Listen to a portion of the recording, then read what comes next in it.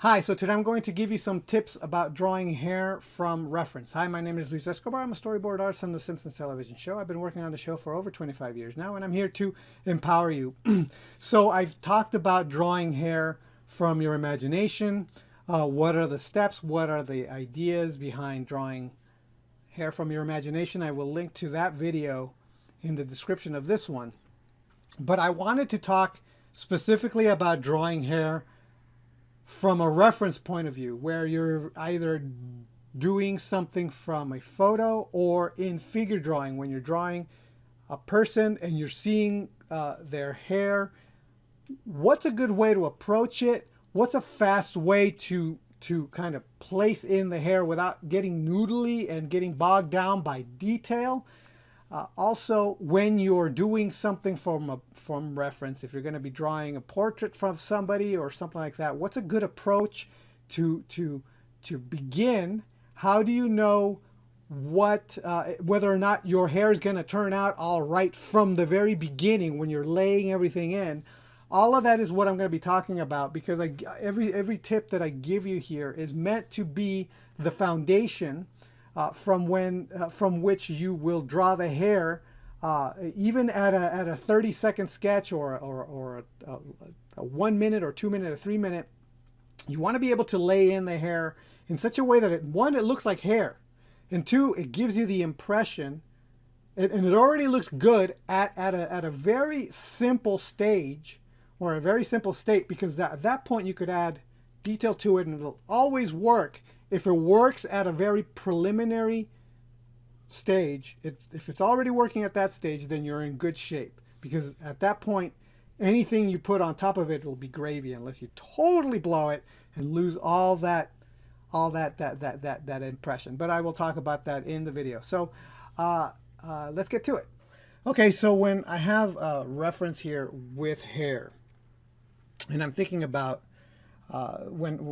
once I place the head shape that I want, say, the lay-in, and I'm ready to go. Let's just say that I work this all out much better than I'm doing here. Okay, so let's say that I've got that. So this whole shape, when I look at a figure, what I'm thinking is looking at the entire shape. So one of the things that I look for is the hairline, right? Usually the hairline is up here. It's kind of like a mask. But then I also look at the hair shape. In the hair shape, I tend to do a graphic silhouette of the hair shape. And that is the shorthand that I tend to use. So notice it's straights. I'm using straights here. Straight lines. I just want to make draw the impression of the hair, right? And that's kind of like the shortcut when you're doing a figure drawing, and you have 30 seconds, you have a minute, or you have 2 minutes. The general placement, the graphic representation, the silhouette of the hair done in a very graphic, simple way goes a long way. So let's say I'm drawing this guy, and I have the head. I'm looking for the hairline shape, right? Let's say that I already worked out the face. I'm looking for this. This guy is in shadow. The hair here is in shadow. I'm going to ignore right now the fact that it's in shadow, because this is this is about hair. So this guy's hair silhouette and hair shape is really interesting. So this is the hair shape, the hair mask, the graphic representation of this guy's hair for me. He's got like this crazy widow's peak going on here, right? And then he's and this kind of a shape here like that. And then we have this outer shape here, and I'm just exaggerating the heck out of it. Let's go back to this. Okay, so let's zoom in here just so we can see the. So her hair is very flashy and beautiful and lyrical, and it's got all kinds of flow. So let's say that you have only about a minute or 30 seconds to draw this. So what do? Well, you're looking for the graphic shape. It doesn't have to be perfect.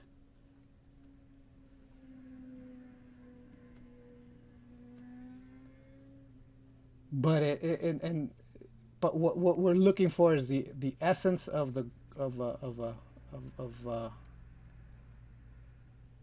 what's there. Like I said, this is not in any way perfect.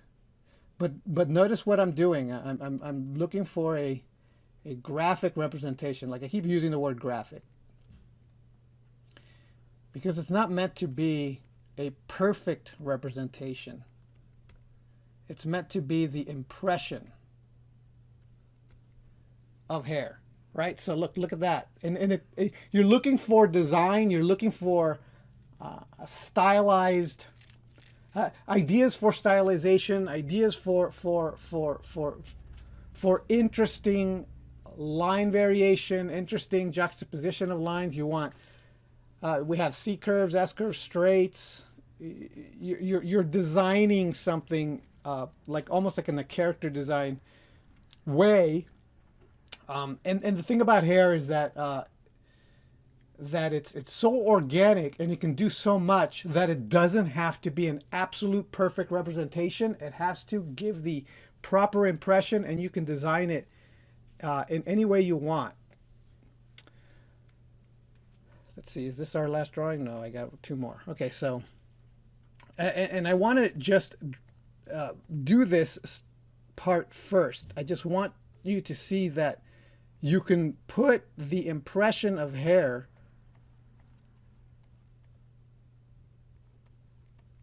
very quickly without being noodly about it. Again, here's the hairline is very, very simple. And then draw the hair. And here a good tip, a good rule of thumb is to make the hair not be attached to the skull like tights. Like it's not a form-fitting tight dress or sweats. Hair is not yoga pants, you know. Here's the skull, say. Like let's say that this is the skull. It's not, but notice how much space there is between the top of the head shape that I drew and the top of the hair. Same here with this. This is a little bit closer, but there's still space. This is definitely a little bit much farther. So actually her skull is this, but what I'm doing is I'm making sure that the hair shape is a little bit further and higher and bigger than than the skull. Like it's got volume, in other words. It's not absolutely perfectly the scalp attached perfectly wrapped around the scalp. You want to err on the side of a little bit too much volume than not enough volume, because then hair looks really weird when there's not enough volume. It doesn't look natural at all. People tend to forgive a drawing with hair with too much volume, and not so much with not enough volume. And finally, let's go down here. This is the only open space I've got left. We've got this guy's head.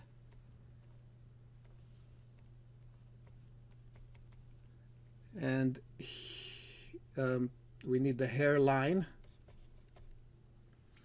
And then here's the top of my head construction that I drew, like, but I'm going to, again, I'm going to try to go beyond it and give it more volume. And he's got very, very interesting hair shape here.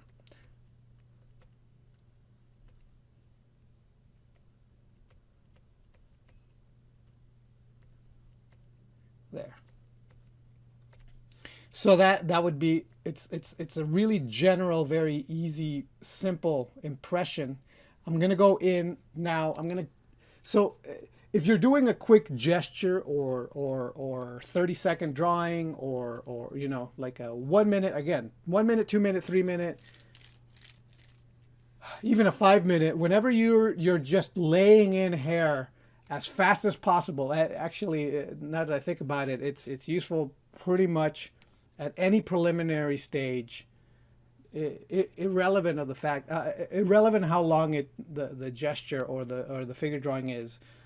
It's a really good lay-in a foundation when you're doing hair is to lay it in like this, very quickly, very graphic, very just the silhouette.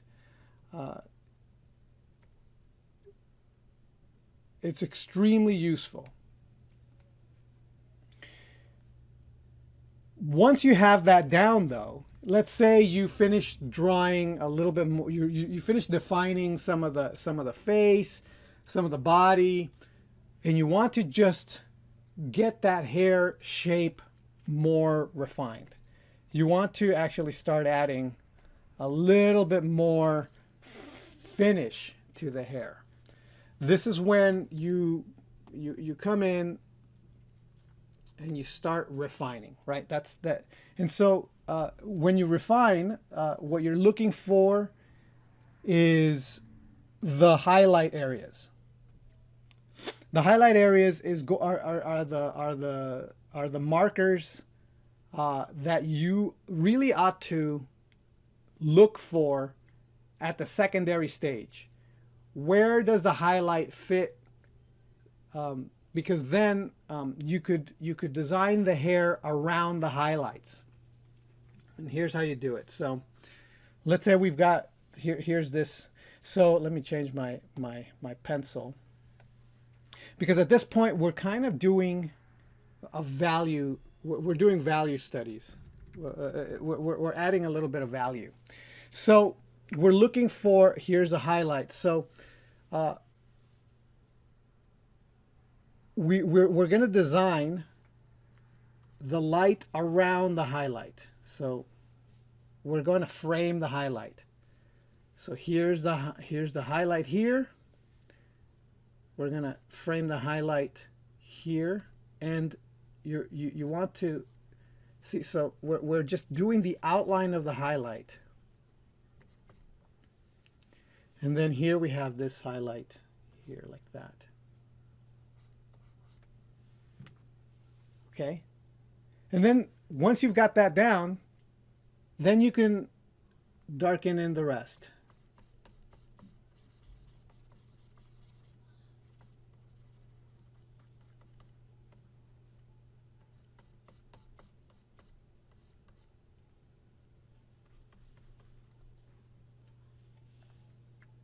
Okay, so this is the next stage where you're just searching for highlights, and then I'm going to show you the next step after that. But this is the most important part here for now, is putting in the highlight, framing the highlight shapes. Here is much more complicated. This the hair here is more in shadow. So, but again, we're still framing the highlights. So we're looking in order to try to capture some of these lighting effects here.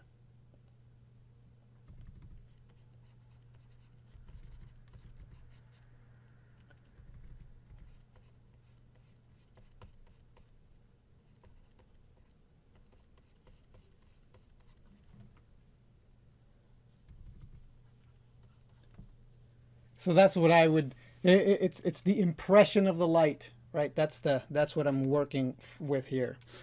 Again, let's try her. Because first of all, she's blonde, and second, the light of the hair is very very big. What we're and there is a lot of highlight, right? At this point, what we're doing is what we would do normally in any figure, which would be look for the shadow patterns and just do the shadow patterns.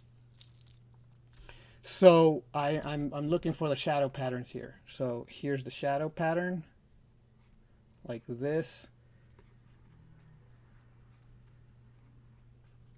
And I'm playing with it. I'm not being I'm not being a slave to every single perfect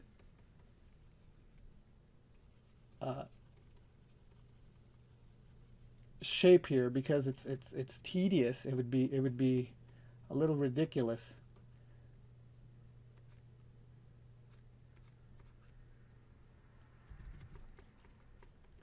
Okay, so that's what I would do here, and actually it would probably go into the neck here with the shadow pattern. So I'm doing the shadow pattern here, and then I would probably darken this in, and I'll show you to do that. I'll probably do that later, but I'm looking for just shadow patterns, and I'm using the reference as a bouncing off point, but I'm not being precious with it. I'm not going, okay, so this goes in here and doing this, and we have to do that. You know, like I'm not doing. It's just like, okay, so it's generally something like this, right? Like that. That's what I'm thinking when I'm doing this, because I don't have time. You could refine it later. And again, so we're doing we're framing the highlights. Here's a highlight right here.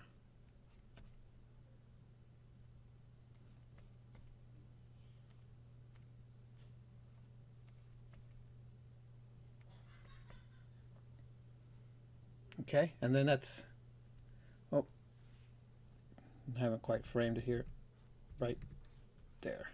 Okay, and then I darken in the rest.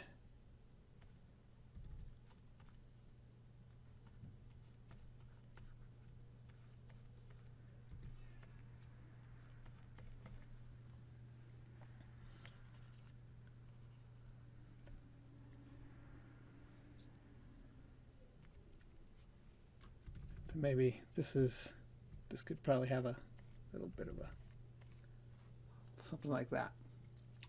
And then finally this guy, frame the highlights.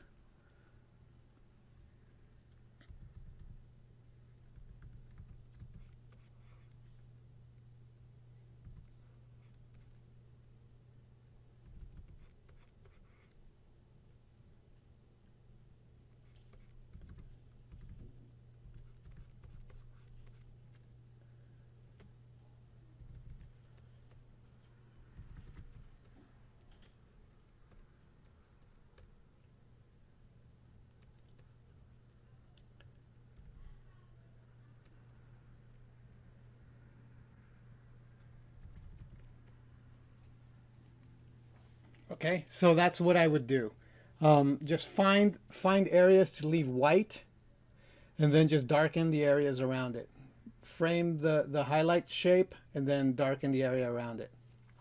Frame the highlight shape, and then darken the area around it. Okay, that would be step number 2. Whenever you're doing hair from reference, the first thing you do is find the hair shape. Second thing you do is find the highlight shape, frame it, and then darken the rest of the hair in. And finally, at the end, you can finesse a little bit. And then at this point, when I say finesse, depending on how long the pose is, you could start really going at it and really like defining everything really, really meticulously. But at this stage, but if you don't have the time, but you don't have the time to be super refined, but you want to start adding a little bit of detail, you have a little bit more time, it's the 10-minute pose, maybe even a 20-minute pose, then or even if you're finished, you finish fairly quickly on a 5-minute, what you can do is you could add the hair. And so you add a little bit of detail in it.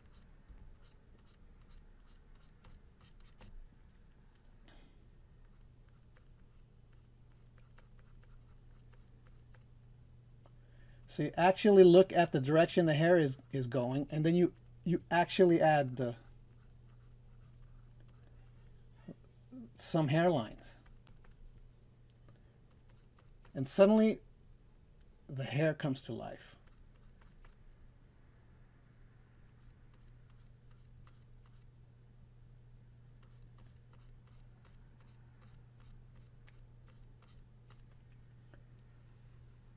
You see how suddenly it's like, bam, there's hair there, right? Go in here, do the same.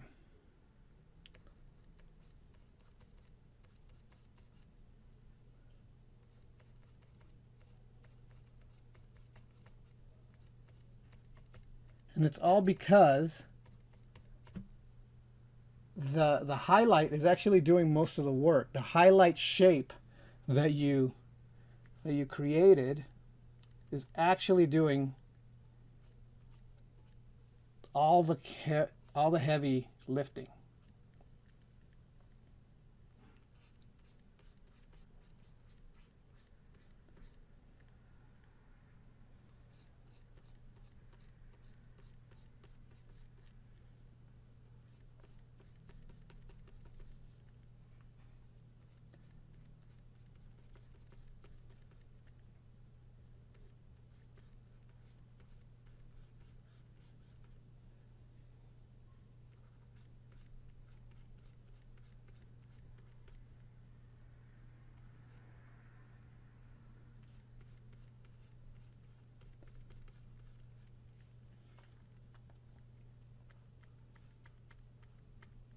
And the other thing that's doing all the heavy lifting is the viewer. If you just draw the impression, the eye of the viewer is putting in a lot of the detail in there for you.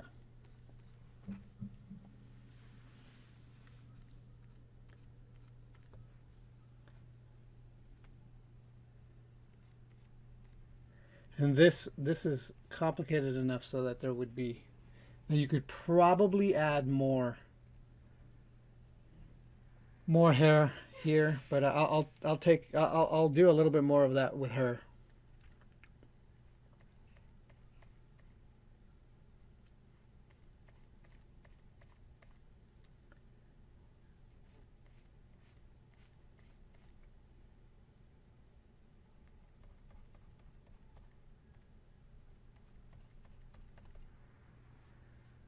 Okay.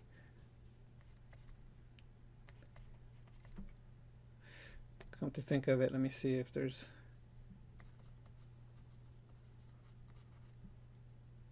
You can start doing things like that where you're refining and this a little bit more. And then, let me see. Like, lastly, this guy. Let me zoom in on him.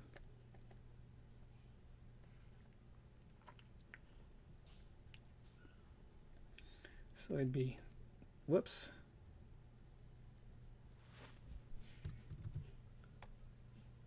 I lost my black.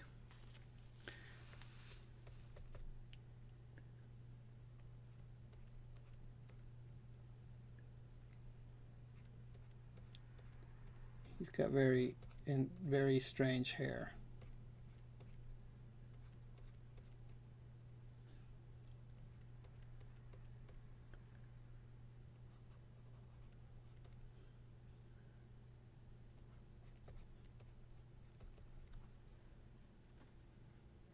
So that would be the second the second pass, say, or the third pass, I should say. Like you can do this really, really, really fast when you're doing figure drawing. You could just put in the graphic silhouette, and then you can just pop in some really quick lines for the direction of the hair, and then and it'll look like hair. It works and it feels right.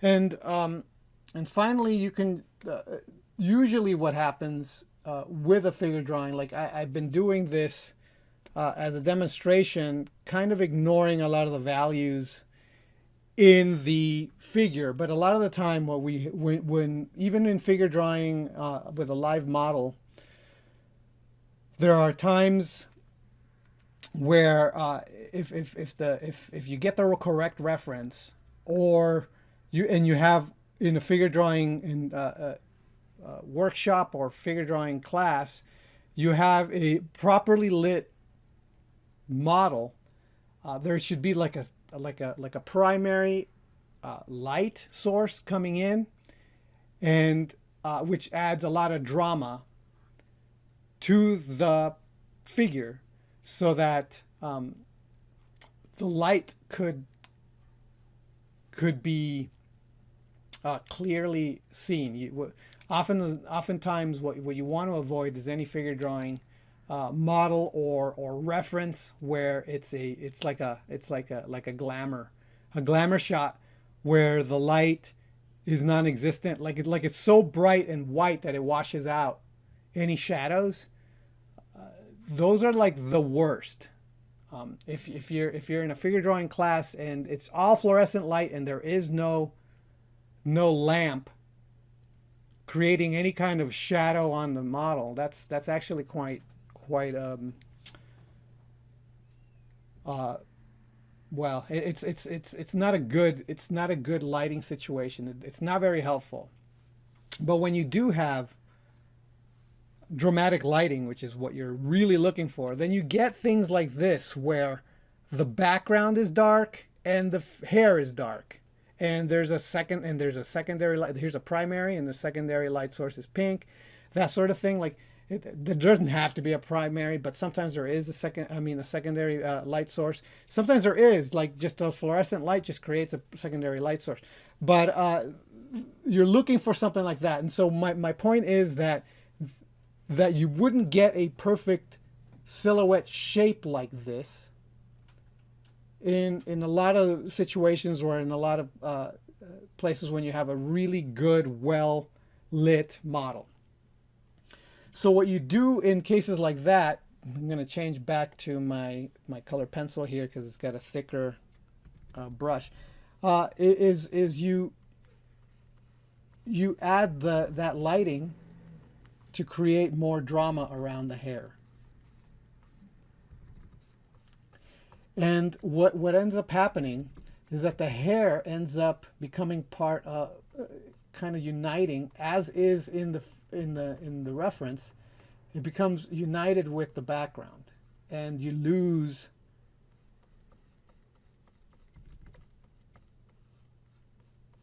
the edge of some of that hair.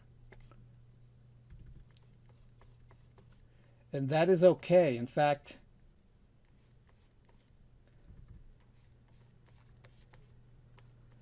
it feels right. It makes it more dramatic. It makes it good. Like here is where I'm going to add the shadow around her hair.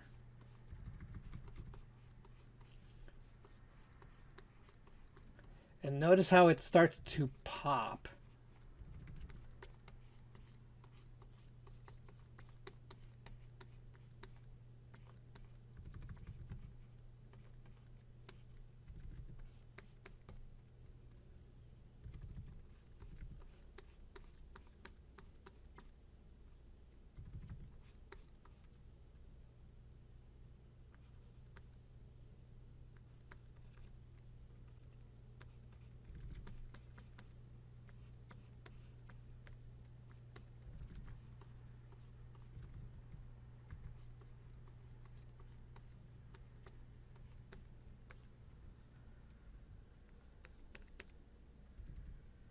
See how it pops? And all I did was add the values around her hair.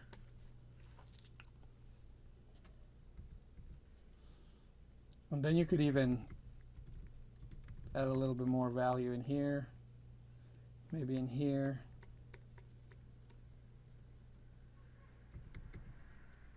Add a line in here, just to give it some variation. Even adjust some of your exterior lines there. So then it becomes more dramatic. Okay. Her hair pops. See how this is lighter than her hair? So you actually want to avoid the light here. And I think she's okay to leave the way she is, because the way that this is lit. The only thing that I would say is if we were drawing her face would be in shadow, and her neck would be in shadow. And so these areas would become one with the hair.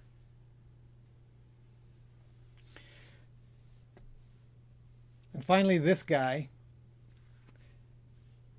I'm squinting, and then there would be a shadow on this side of the face, and then there would be a shadow around his hair.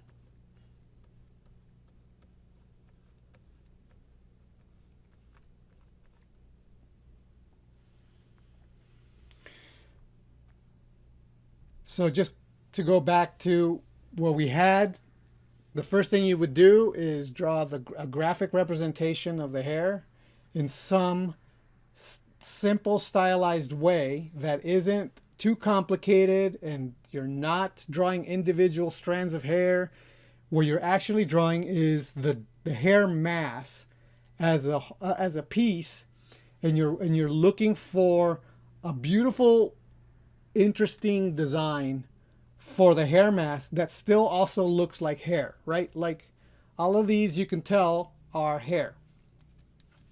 Once you've got that down, then what you're looking for is the highlight areas, the areas that you can highlight and frame. So you would create a framing around the highlight, and then very quickly darken in the rest, because it's not necessary. The individual strands of hair are not necessary at this stage. Because when we look at somebody, we're not looking at individual strands. We're just looking at mass, and we're looking at highlight shapes. That's the impression that we get when we're looking at people's hair. And we know that it's hair because we do see the strands. So the next layer really, really quickly is to put in the direction the hair is going. If it's going this way, if it's going down. And then it really feels like hair at that point. Like you're really finessing and giving the impression of the direction the hair is actually flowing. And you can do that by, again, just going through all of this and adding you could add the highlight and the light, because most of the time you're not going to get the hair just with just sky. Sometimes you will, but most of the time, if you've got a really a very dramatic lit reference, the hair is usually either getting lost in the shadow or getting framed, like it is here, framed by the shadow.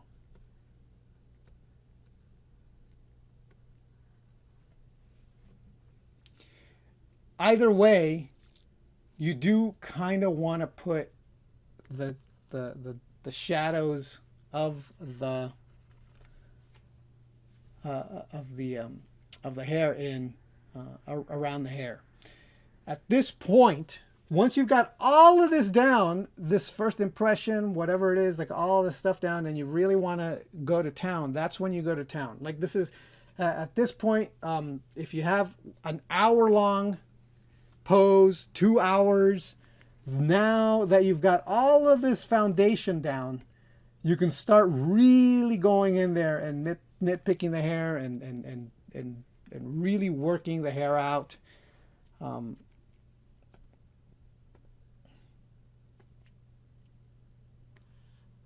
For example, here you could come in here and then you can really start. You can go to town. Let me go back to this pencil. And then you can go, okay, well, this is a hard, this is that's the hard edge shadow, a hard shadow.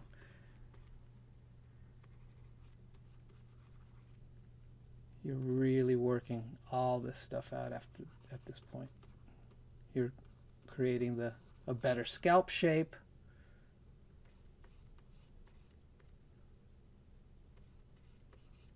And then you can start really painting this stuff.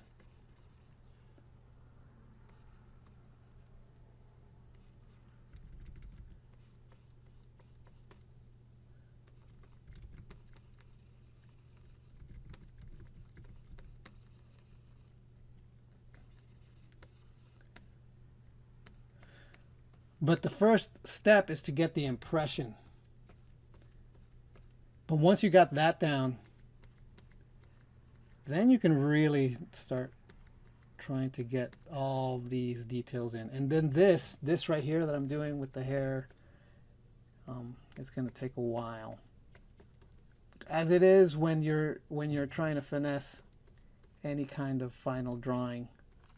It takes a long time.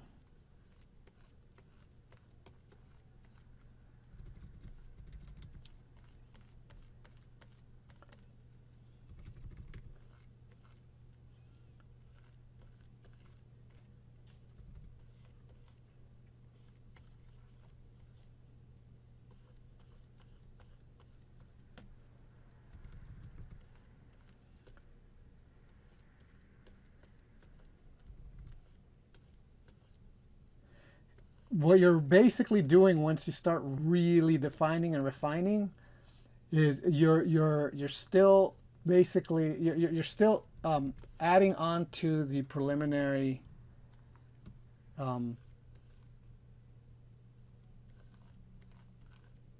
idea, like everything that I set up at the beginning of this drawing with the graphic shape and the highlight. What you're basically doing that is fractally doing that at a smaller scale, in a detail scale. So you're still thinking about shape. You're still thinking about the shape design of a general area. You're thinking about the highlight, the framing of the highlight of that area in the smallest area, in a micro section. And then you're thinking about the line of the direction of the hair. So even at this stage, when you're really finessing very fine areas, you're still thinking about the exact same thing that you were thinking about and when you were just laying it in, only fractally in a smaller scale.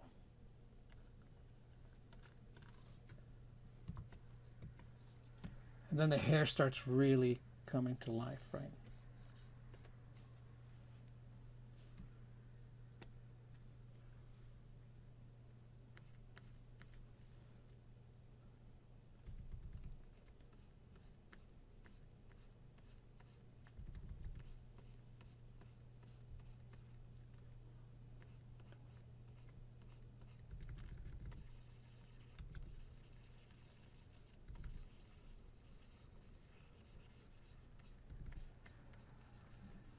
So you start off large and broad, and then you work your way to smaller and detailed. And this is an extremely common way of working in paint and in any other kind of scale. You're starting off broad and big and creating giant shape patterns.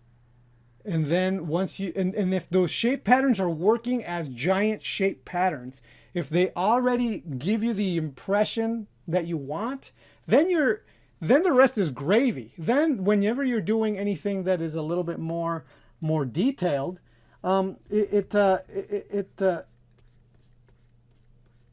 it's just gonna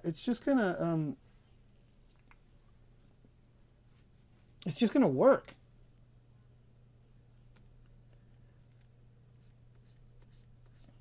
Maybe I could erase some of this stuff so that it looks a little bit more refined. But it's just going to work.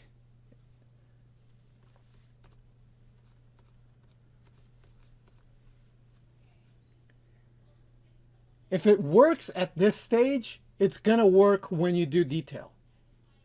If it's not working at this stage, it doesn't matter how much detail you're going to put in it. It's going to look like crap because your very foundation isn't there. So you want to have the foundational part. You want it to work at an impressionistic level, because then you know that it's going to work at a detail level. But if it doesn't work at an impressionistic level, then it's not going to work. When you put detail, it's just going to look like mud. It's going to look like a big. You're just trying to polish a turd. Basically, is what I'm trying to say. Yeah, it's still a turd. You gotta make it gold, and then you can polish gold, right? Doesn't matter how detailed you're gonna put, all the details you're gonna put on top of something that it doesn't work already. It has to already work at an impressionistic, simple level that doesn't require a lot of detail. And then when it's time to put in the detail, then it'll work. But it has to work at an impressionistic level. It has to work at a graphic representational level. It has to work in an abstract level. So that, and then you'll know for sure that when you start adding detail on the final drawing, it's going to work at a detail level as well. And on top of that, and the tricky part, of course, when putting detail is to not over detail anything to the point where you lose the graphic representation. So it is possible to put so much detail in here that suddenly the highlight is no longer light. It's as dark as the rest of the hair, and then suddenly use the highlight altogether. So whenever you're putting in detail, whenever you're doing any final lines, what you want to do is make absolutely sure that you do not over detail and then lose the impression and the abstraction, the impressionistic element that made it work to begin with. Okay, so that's my tips on drawing hair from basic quick lay-in all the way down to doing any kind of final lines. This is, and it should be, complementary to drawing hair from your head. Like I said like I did that other video where I kind of just broke down the ideas behind drawing hair out of your imagination. When you're drawing hair from reference, because it is useful to draw hair from reference even when you're supposed to be drawing it out of your imagination, because what ends up happening is that you may not have any ideas for good hairstyles. Like myself, I don't ever know what kind of hairstyle I should put on my characters. It always helps to actually look at real people's hair, right? And when you do that by studying real people's hair, it's going to complement any imaginative hair that you do. And it's the same process, only It's a little bit easier when you're looking at reference because you actually have something to work with. But it's still challenging in that you have to interpret and design what you see. You just don't copy verbatim what you see. You have to interpret and design. You are not a photo, you're not a camera. If you were a camera, if you wanted to be a camera, use a camera, right? That's the idea. As artists, we do the human thing, which is we remove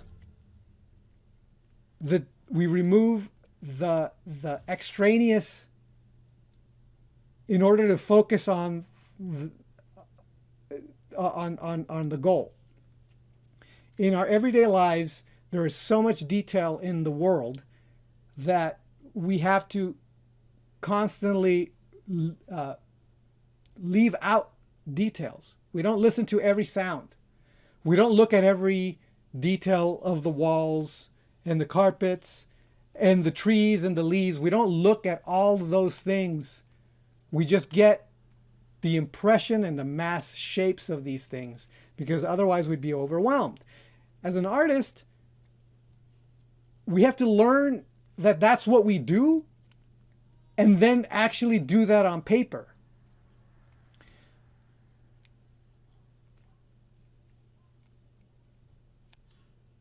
And in that way, we actually consciously become aware of the fact that we're constantly leaving things out all the time.